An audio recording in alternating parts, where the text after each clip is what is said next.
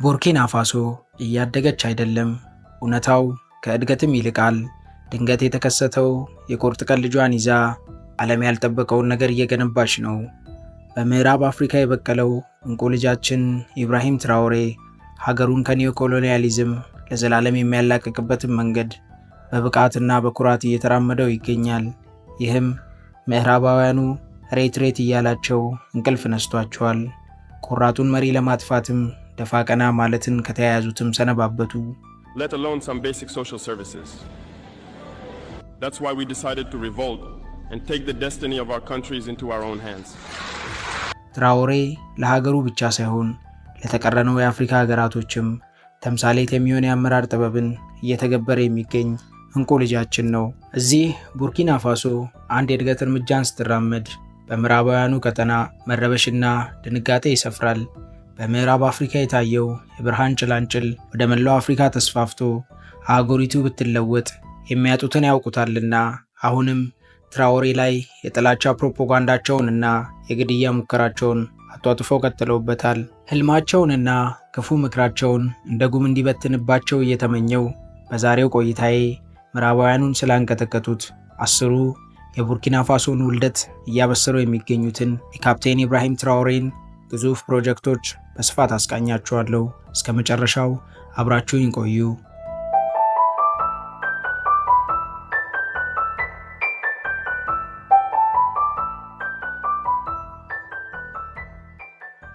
አንደኛ ላይ የተቀመጠው የኢብራሂም ትራኦሬ ፕሮጀክት ቀዩ ወርቅ ተብሎ የተሰየመው ሲሆን እንደሚታወቀው ቡርኪና ፋሶ ከመላው አፍሪካ በከፍተኛ መጠን ቲማቲምን ከሚያመርቱት ሀገራት ውስጥ አንዷ መሆኗ ይታወቃል። በ2022 እንደ አውሮፓውያን አቆጣጠር እንደተገኘ መረጃም ሀገሪቱ ከቀጠናው አራተኛ ባለግዙፍ የቲማቲም ምርት ባለቤትነቷን ከናይጄሪያ፣ ጋናና ኒጀር ቀጥላ ማስመስከር ችላለች። በዛው ዓመትም 313500 ቶን ቲማቲም አምርታ የነበረ ቢሆንም በተለያዩ ምክንያቶች ይህንን ምርቷን መጠቀም ሳትችል ቀርታ ከውጭ ሀገራት 23600 ቶን የሚገመት የቲማቲም ምርት ለሀገር ውስጥ ፍጆታ ኢምፖርት እንዳደረገች የሀገሪቱ ግብርና ቢሮ ሪፖርት ያስረዳል። ይህም ከሀገሪቱ ኢኮኖሚ ላይ $8 ሚሊዮን ቀምቶ አፍልሶባታል። የቡርኪና ፋሶ የኢኮኖሚ የጀርባ አጥንት የሆነው ግብርና ከ80 እስከ 90 በመቶ የሚሆኑ ህዝቦቿን እንደሚያስተዳድርላት ይታመናል። ሆኖም በመሰረተ ልማቶች ጉድለትና ከምርት ስብሰባ በኋላ ጥቂት የማይባል የምርት ብክነት ሀገሪቱ ታስተናግድ ነበር። ይህንንም የተረዳው ወጣቱ መሪ በ8.9 ሚሊዮን ካፒታል የቲማቲም ምርት ፕሮሰስ ማድረጊያ ፋብሪካ ገንብቶ ወደ ስራ አስገብቷል። ፋብሪካውም ባሳለፍነው ጃንዋሪ 2025 እንደ አውሮፓውያን አቆጣጠር ስራ የጀመረ ሲሆን በሰዓት እስከ 5 ቶን የቲማቲም ምርትን ፕሮሰስ አድርጎ ወደ ተለያዩ የቲማቲም ውጤቶች ይቀይራል። አሁን ባለበት የምርት አቅምም በሀገሪቱ የበጀት ዓመት መዝጊያ ላይ የ11.2 ሚሊዮን ትርፍ እንደሚያመጣም ተገምቷል። ምናልባት ካልጠፋ ነገር ትራኦሬ ምን ነው የቲማቲም ምርት ላይ ተጣበቁ ትሉኝ ይሆናል። ነገር ግን የሀገሪቱ ኢኮኖሚ ግብርና መር እንደመሆኑ ቡርኪናውያን ለዘመናት ቲማቲምን እያመረተ የነበረ ቢሆንም የምርቱን ቫልዩ የሚጨምሩበት ተቋም ስላልነበረ አብዛኛው ምርት እየተበላሸና የተቀረው ደግሞ በርካሽ ዋጋ እየተሸጠ ሀገሪቱ ለኪሳራ ተዳርጋ ነበር። የዚህ ቁጭት ነው ለዚህ ተቋም መጸነስ ምክንያት የሆነው። ፋብሪካውም ለ150 ቡርኪናውያን በቀጥታ የሥራ ዕድል የፈጠረ ሲሆን ከፋብሪካው ውጪ ደግሞ ምርቱን ከሚያመርተው ገበሬ አንስቶ ከፋብሪካ ተረክቦ ለገበያ እስከሚያቀርብበት የምርት ሰንሰለት ድረስ የተለያዩ ሰዎችን የሥራ ዕድል ተጠቃሚ እንዳደረገ ተነግሮለታል።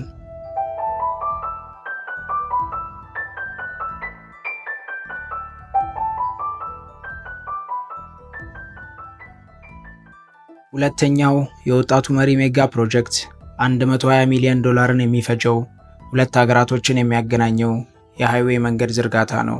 ትራኦሬ እያስገነባው ያለው ሀገር አቋራጭ ሃይዌይ የቡርኪናውያን የደም ስር እንደሆነ ተነግሮለታል። ይህ 700 ኪሎ ሜትር ርዝመት ያለው ባለ 2 መንገድ ሃይዌይ ቡርኪና ፋሶን ከአትላንቲክ የባህር ዳርቻ ጋር ያገናኛል።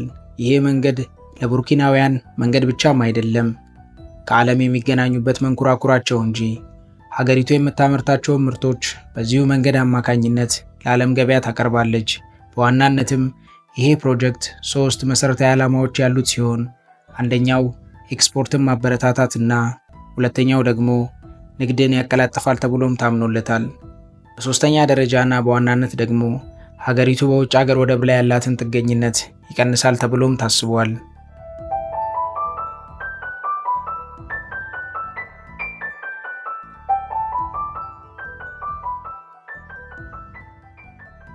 በሶስተኛነት የተቀመጠው የኢብራሂም ትራውሬ ፕሮጀክት የየሊን ሶላር ፓወር ፕሮጀክት ሲሆን የየሊን ሶላር ፓወር ፕሮጀክት በቡርኪና ፋሶ የሚገኝ ግዙፍ የፀሐይ ብርሃን ኃይል ማመንጫ ሲሆን ፈንድ የተደረገውም በወርልድ ባንክና በግሪን ክላይሜት ፈንድ ሲሆን ይህ ግዙፍ የታዳሽ ኃይል ማመንጫ 150 የመኖሪያ መንደሮች ውስጥ ለሚገኙ 300,000 አባወራዎች በታሪካቸው ለመጀመሪያ ጊዜ የኤሌክትሪክ ኃይል አቅርቦትን ተደራሽ ማድረግ ችሏል።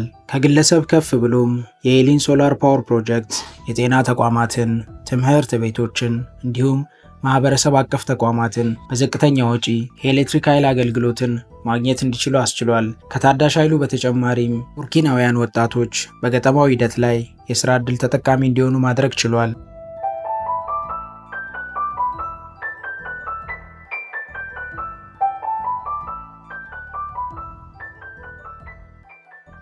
በአራተኛነት የተቀመጠው ግዙፉ ፕሮጀክት የቦቦ ዩኒቨርሲቲ ሆስፒታል ፕሮጀክት ነው። እንደሚታወቀው አንድ ሀገር በሀገርነቷ እንድትቀጥል ምርታማም እንድትሆን ጤነኛ ዜጋ ማፍራት የግድ ይላታል። ይህንን ጠንቅቀው የተረዱት ወጣቱ መሪ በሀገሪቱ ግዙፍ የሚባለውን የሄልዝ ኬር ተቋም መገንባት ችለዋል። በዚህ ግዙፍ የጤና ተቋም ውስጥ የተለያዩ ጤና ተኮር ምርምሮችን ጨምሮ የሕክምና ትምህርቶች እንዲሁም ዓለም አቀፍ ደረጃውን የጠበቀ ዘመናዊ ሕክምና አገልግሎት ለዜጎች ይሰጣል። ይህም ቀደም ለሕክምና ውጭ ሀገር የሚሄዱትንና ለከፍተኛ ወጪ የሚዳረጉትን ቡርኪናውያንን መታደግ ችሏል። ይህን ግዙፍ የሕክምና ተቋም ለየት የሚያደርገው የሀገሪቱ ሕክምና ችግርን በዘላቂነት ለመፍታት መስራቱ ነው። አሁን ላይ ያሉት የሰለጠኑ የውጭ ሀገርና የሀገር ውስጥ ዶክተሮች እጅግ በጣም ብዙ ቡርኪናውያንን እያስተማሩና ብቁ እያደረጉ የባለሙያን ችግር እየቀረፉ ይገኛሉ። ከምንም በላይ ይህ ተቋም ዘመናዊ ሕክምናን ከዲጂታላይዜሽን ጋር አዋህዶ እየሰራ ይገኛል። ለዚህም ማሳያ እንዲሆን በሀገሪቱ የሚገኙት እያንዳንዱ አምቡላንሶች በዲጂታላይዜሽን ዳታቤስ ሲስተም ከሆስፒታሉ የሲስተም ኢንቴግሬሽን ጋር ኢንቴግሬትድ ሆነው አገልግሎት እየሰጡ ይገኛሉ።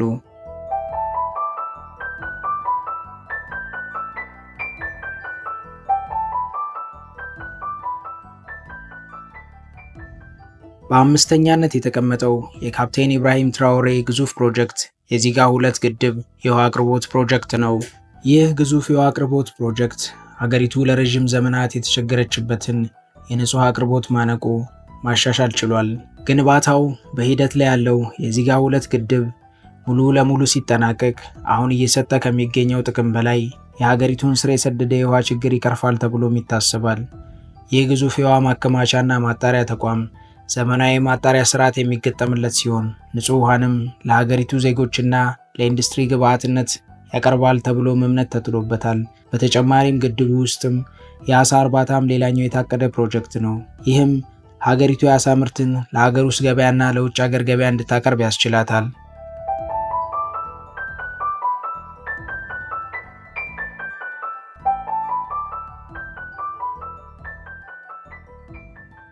በስድስተኛነት የተቀመጠው የወጣቱ መሪ ፕሮጀክት የፋሶ ማዮ አርባን ዴቨሎፕመንት ፕሮጀክት ሲሆን ይህም ቤትን ለተቸገሩ ዜጎች ማቅረብ ላይ ትኩረት ያደረገ ፕሮጀክት ነው።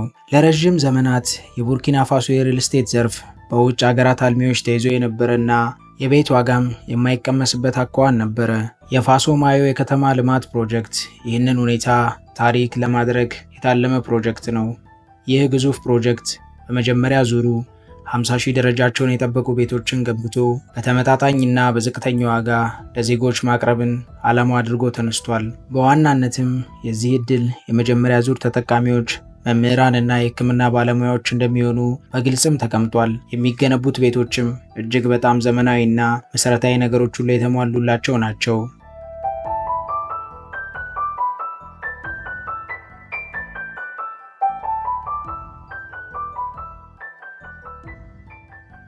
ሰባተኛው የካፕቴኑ ፕሮጀክት የቡርኪንድሊም የብሔራዊ ባንክ ፕሮጀክት ነው። እንደሚታወቀው የፈረንሳይን ቅኝ ግዛት የነበሩ ሀገራቶች አሁንም ድረስ ገንዘባቸውን በዋናነት የሚቆጣጠርላቸው የፈረንሳዩ ብሔራዊ ባንክ ሲሆን ይህንን ታሪክ ማድረግ የቻለውና ቡርኪና ፋሶንም አንድ እርምጃ አራምዶ ምዕራባውያኑን ያበሳጨው ግዙፍ ፕሮጀክት ነው። ይህም ቡርኪና ፋሶን በታሪኳ ለመጀመሪያ ጊዜ ብሔራዊ ባንክ እንዲኖራት ማድረግ ያስቻለ እርምጃም ነው። ይህም ብቻም አይደለም። በቡርኪና ፋሶ ለዓመታት የባንክ አገልግሎትን መጠቀም የሚችሉት ጥቂት ዜጎቿ የነበሩ ቢሆንም የዚህ የብሔራዊ ፋይናንስ ተቋም መቋቋም ግን በከተማም በገጠርም የሚገኙ የአገሪቱ ዜጎች የፋይናንስ አገልግሎትን መጠቀም እንዲችሉ አድርጓል። ይህ ብሔራዊ ፋይናንስ ተቋም በዝቅተኛ ወለድ ብድርን ከመስጠት አንስቶ የዲጂታል ባንኪንግ አገልግሎትን በገጠርም በከተማም ተደራሽ ማድረግ ችሏል። በዚህም በሀገሪቱ ታሪክ ለመጀመሪያ ጊዜ የፋይናንስ ስርዓት ለባለጸጋዎች ብቻ ሳይሆን በዝቅተኛ ኢኮኖሚ ላይ ለሚገኙ ህብረተሰቦችም ተደራሽ መሆን ችሏል።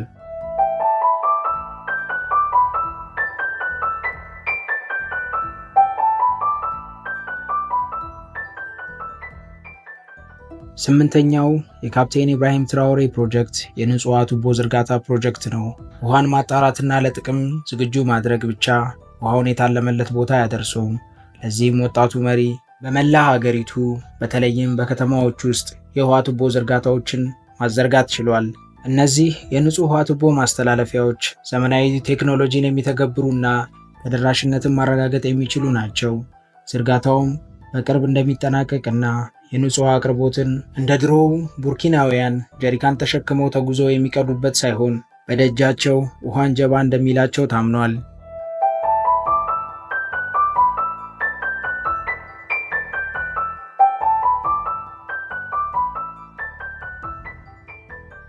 ዘጠነኛው ሜጋ ፕሮጀክት ካፕቴን ኢብራሂም ትራኦሬ ያቋቋሙት ግብርና ተኮር የቴክኒክና ሙያ ትምህርት ተቋም ነው።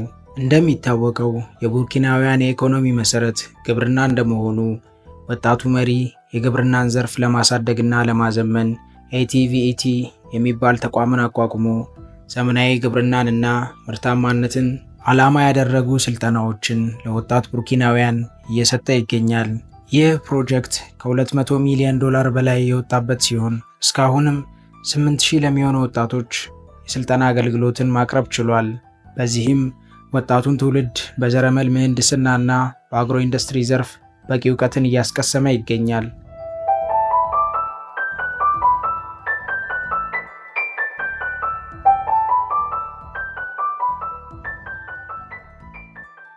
አስረኛውና ለዛሬ ያስኩላችሁ የመጨረሻው ሜጋ ፕሮጀክት የፓክ ዲጂታል ፕሮጀክት ሲሆን ይህም ዲጂታላይዜሽን ላይ ትኩረት ያደረገ ግዙፍ ፕሮጀክት ነው። እንደሚታወቀው ዓለማችን በዘመናዊነትና በቴክኖሎጂ ኦርቢት ላይ እየተጓዘች እንደሆነች ይታወቃል። ቡርኪና ፋሶንም ከዘመኑ ጋር ያራምዳታል የተባለው ይህ ግዙፍ ፕሮጀክት በዚህ ሰዓት 70 ከመቶ የተጠናቀቀ ሲሆን ይህ ፕሮጀክት ሙሉ ለሙሉ ሲጠናቀቅም ዘመናዊ መረጃ አያያዝ ስርዓትን በመዘርጋት ደህንነቱ የተረጋገጠ የመረጃ ቋት በሀገሪቱ እንዲኖር ያስችላልም ተብሏል። የዚህ ፕሮጀክት መዘርጋት ሙስናን እንደሚቀንስና አላስፈላጊ ቢሮክራሲንም እንደሚያጠፋ ይታመናል።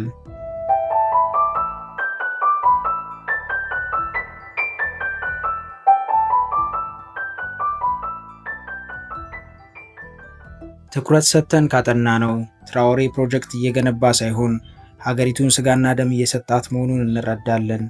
አስቡት እስኪ አንድ ሀገር የምግብ አቅርቦት፣ የኃይል አቅርቦት፣ የትምህርት ተቋማት፣ የመኖሪያ ቤት ችግር ከተቀረፈላት፣ ዘመናዊ ጤና ተቋማት ከተገነቡላት፣ የውሃ አቅርቦት ከተሳለጠላትና የፋይናንስ ዘርፏ ከዘመነላት በእርግጥም እየተነፈሰች ነው ማለት እንችላለን።